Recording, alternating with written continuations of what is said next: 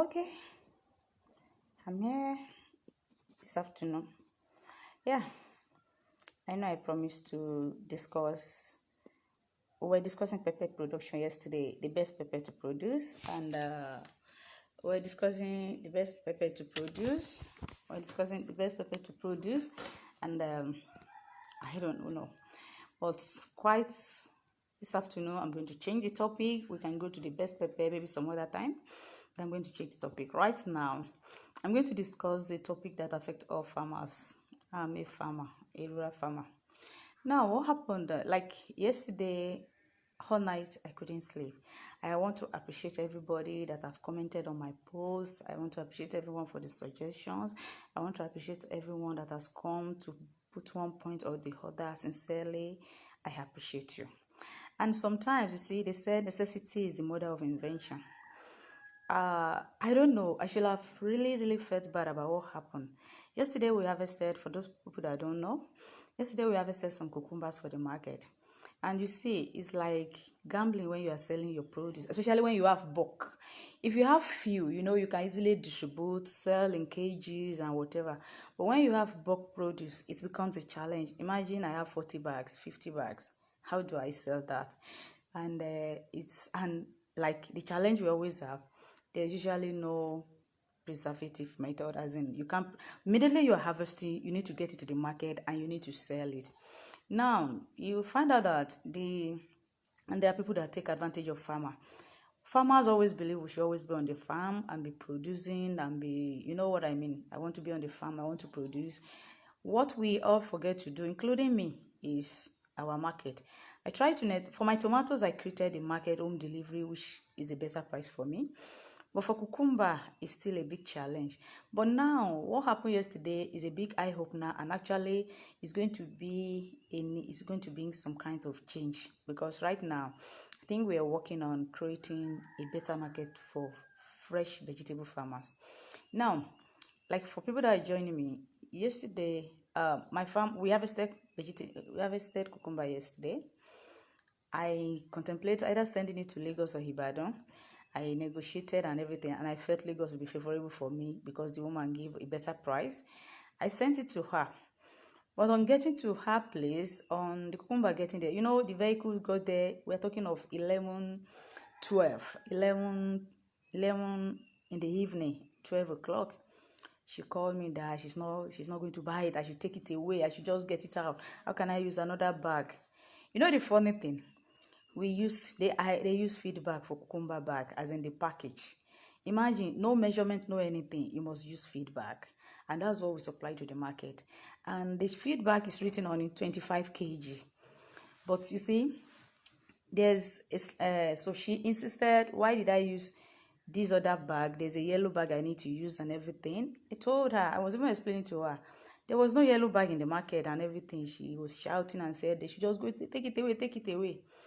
Meanwhile, the driver is waiting to offload. He needs to go. My team member is there, right there in the market, and it's somehow I couldn't. She just got the phone, and I couldn't. She handed the phone, and I was perplexed. Where do I take cucumber to at 11 p.m.? 11:30, 11 p.m. in the night? And this is a woman that has been calling me, running after me. When are you harvesting? When are you bringing it? When are you doing this? But now she knows I'm at a crossroad.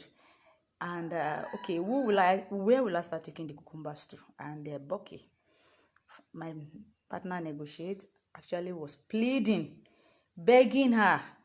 Something we've negotiated 5,000, and she knew. She eventually agreed to pay 3,000. That was so devastating. Very devastating. Yes, I've witnessed that. I've had that experience before, but I was thinking maybe this one is something I've negotiated even before I harvest the cucumber, even before I move. Now she has me. Why did she have the key over me?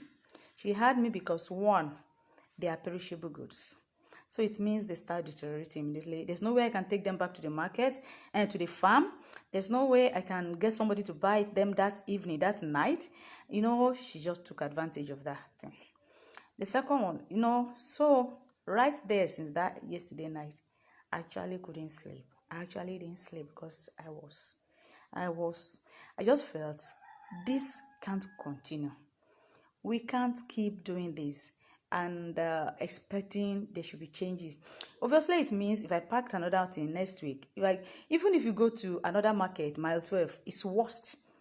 As I'm speaking with you, we sold at mile 12 about 2 weeks ago. We are yet to get the money, despite that my team member was there when they were selling. The agent said he's yet to balance. You can imagine that. We were there in the market together and he didn't drop the money. That is as bad as they can be.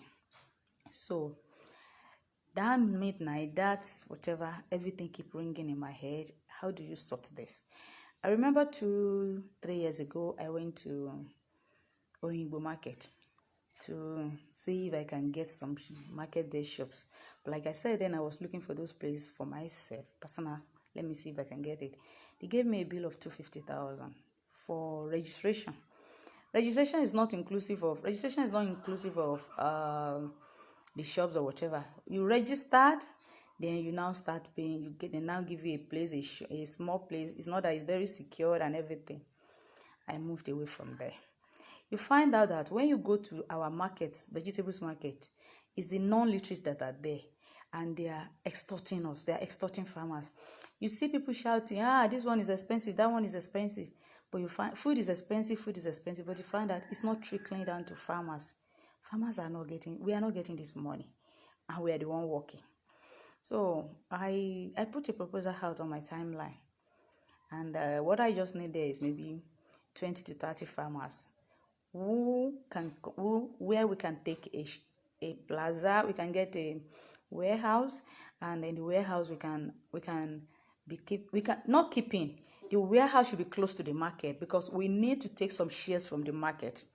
The retailers the woman that took the cucumber has retailers that will come and buy from her. She will possibly sell 6,000, 7,000, while she bought from me, a farmer, at 3,000 naira. Because I don't have any choice, because she squeezed me out. So she will be selling for 6,000, 7,000, and then the retailers will now go to the street and be selling one for 100 naira and everything. They will also still make money, but the farmer is running penniless, and we still go back to farm to cultivate again. So yes, I'm still cultivating, but we need to find solution to our market. We need to find solution to how we distribute, and that's why I came up with a network, the farmers network. I created, people suggest I create WhatsApp group for it. I've done that. We've been chatting there. Currently we're chatting there. People are discussing right there now. And the WhatsApp group is this. The first thing is this. Look, we're looking for 20 to 30 farmers that will contribute to get a warehouse close to the market. We now network. We do our network, and so that those women, since it's farmers that are supplying that warehouse, definitely they will always get vegetable. If I don't have, someone from my network will have. If someone from, imagine 20, 30 farmers, all of us cannot go dried at the same time. All of us cannot just not have vegetables at the same time. So we are looking at 20, 30 farmers. We contribute, we get the warehouse, and if I'm not bringing cucumber, farmer B will be bringing. If farmer C is not bringing cabbage, farmer T will be bringing. This is what we're looking at, so that by the time they discover that this warehouse is always having vegetables all year round, and imagine most of us are using irrigation.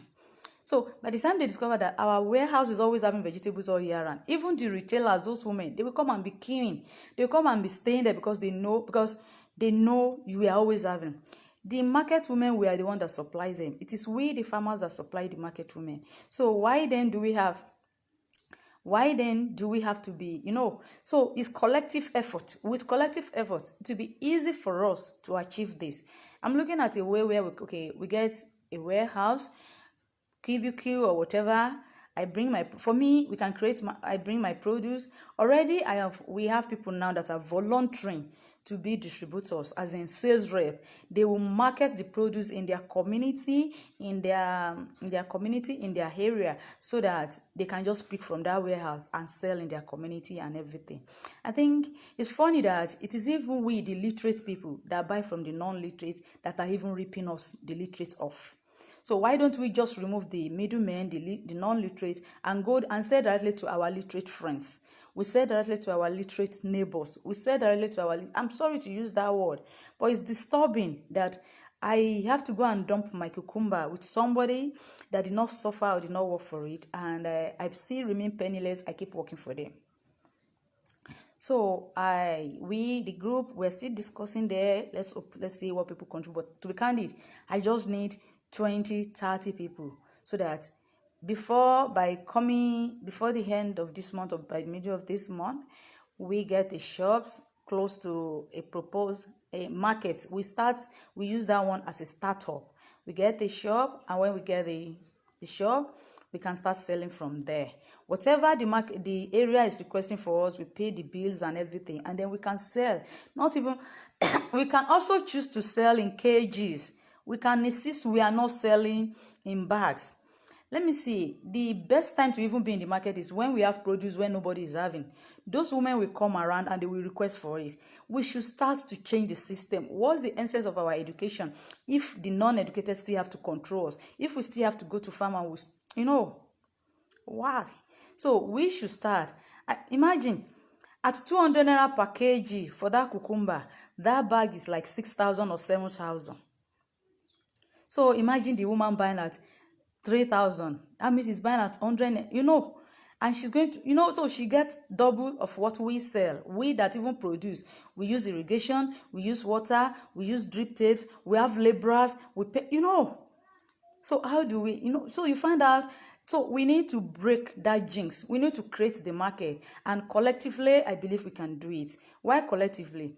If a warehouse price is 500,000, if 25 farmers taking out 500,000 give us 20,000 per annum. If a warehouse, even let's say by adding other like I'm looking at, if we have the warehouse, there should be, and see, people, we talk of cold room. We might not be able to afford cold room right away. I don't want people to spend too much on anything. We just want to simplify things. I look at AC. George, yes, come on, our normal AC. You go to banks, you see the way it's cooling. They use ACs. How we need to do, okay, we find if there's a way to get a gen or whatever. With the ACs, the place will remain cool all the time. Let me give you one gist. Most vegetables, there's something they taught us in one of my trainings. When you keep your vegetables at 0 level and 0 degree, at not 0, there's a temperature you keep the vegetable at, it won't get rot. It will just remain at that stage. So with just an ordinary AC, just some cooling, some cold, just like the way the banks is. If you keep vegetable in plastic crates, the tomatoes, even cucumbers, put them in crates where breeze are getting to it and it's cooling, it will not spoil for the next 2-3. I know the tomatoes from my farm can stay 3 weeks. The vegetable from my farm can stay 2-3 weeks. So why do I need to be throwing them away? Now we gave that woman the cucumber. In the next 2 weeks, the cucumber might be scarce in the market. But let's assume we have that storage, that warehouse, and I decide, look, I'm not selling.